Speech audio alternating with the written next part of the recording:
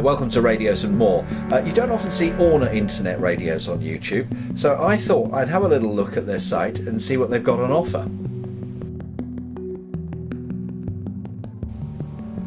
I saw a special reduction on the IR-260 Internet Radio, so I thought I'd buy one and take a look at it.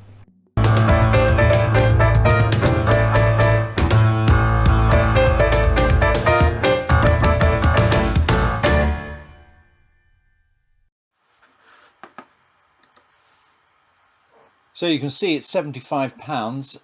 One Sunday they reduced the white version to £60, and then they invited you to sign up for the newsletter and save a further £5, and the two offers work in conjunction with each other, and I ended up paying this price.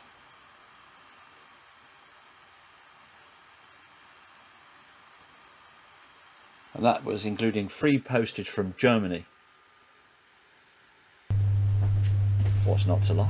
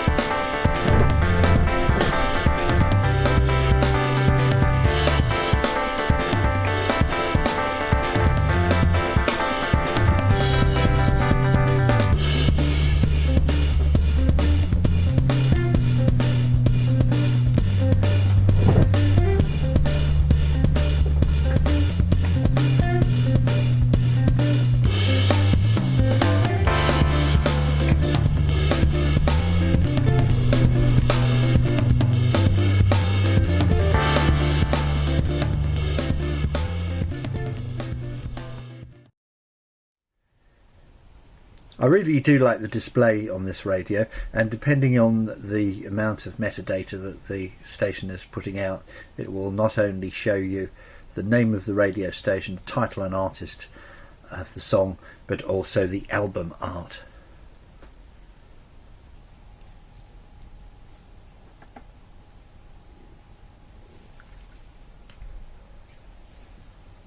Now you've got a display dimmer on the front, so you don't have to go into inner menus, you just press that and it will dim for nighttime viewing.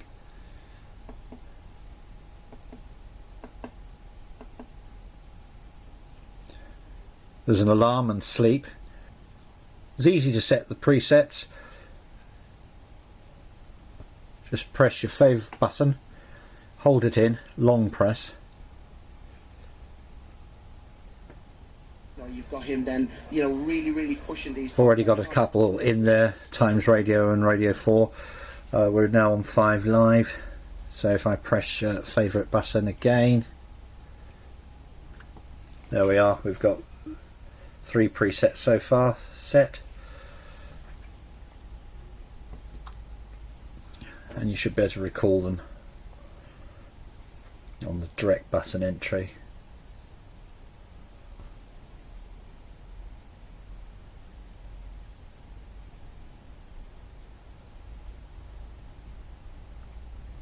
Times radio on number 1.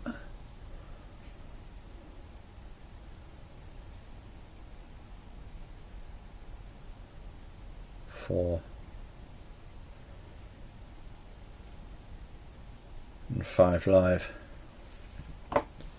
And the interesting thing is that you can actually directly input a stream if it's not on the database. Add new radio station. There you are, HTTP. If you want to go through the whole address, you can just do it in the same way as you enter your Wi-Fi router when you set the radio up. Twist and enter. But I tend to use the Media U portal.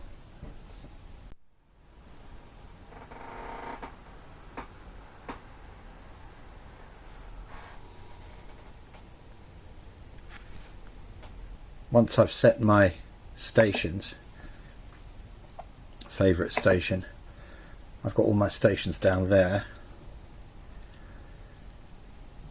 I just go to the website, set the stations, enter them on the website on the computer, and then if I've got another radio that uses the Media U database, which I have, then all the stations that I set up will appear on this radio and on that one. Question second, good morning. That's the new face of Angela Rayner. Shoot terrorists, ask questions later. Who'd have thought it? More on that as well. 0344 499 1000. Ian Collins on Talk Radio. Have you been watching Big Jet TV? Have you clocked this thing? Which became so early doors. My mate Will this morning sent me a link. Said you've got to watch the Big Jet TV.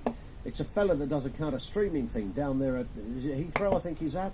All the big jets landing there, of course, and trying to land in such inclemency. We've got some images on the screen now. Will, my friend, who walks... You'll know Will, he's the gaming tech guy. He walks around with a permanent joystick in his hand. He's kind of pretending he's landing them from his little basement office.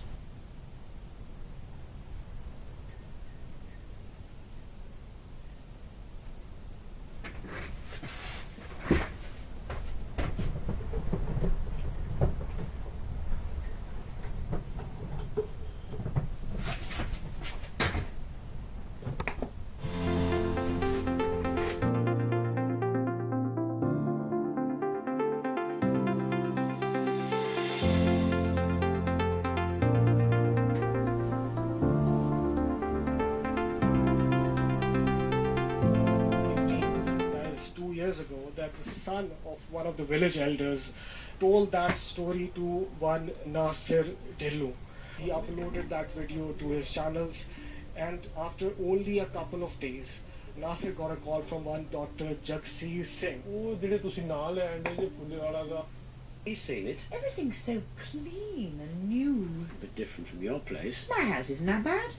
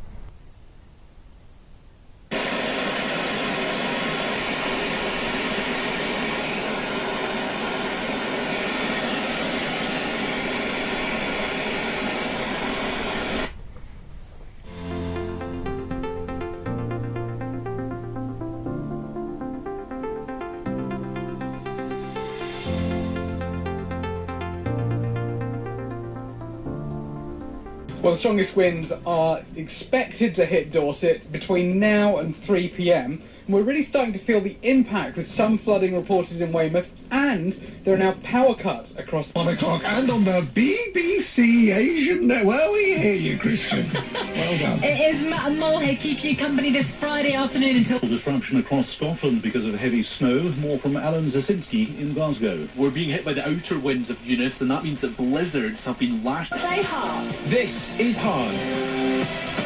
It's 1 o'clock, here's the latest. From Global's newsroom, I'm Mally Law. Winds of up to 80 miles an hour are lashing the south coast as Hampshire and Dorset are hit by Storm Eunice. A gust of 122 miles an hour has been recorded on the Isle of Wight. One thing that needs to be mentioned is that the line out connection that you can see there is actually a headphone socket, because when I increase the volume on the radio, it affects the sound level going into the hi-fi system. And when the line out jack is plugged in, it mutes the speaker on the radio.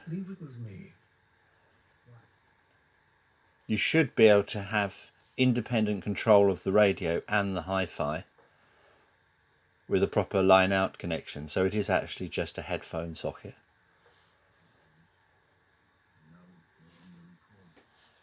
Know what it was that prompted me, heave myself out of my pit of despair, and finally visit my Gwyneth's grave. That said, there's a lot of things I like about this radio. The finish is okay at the price point.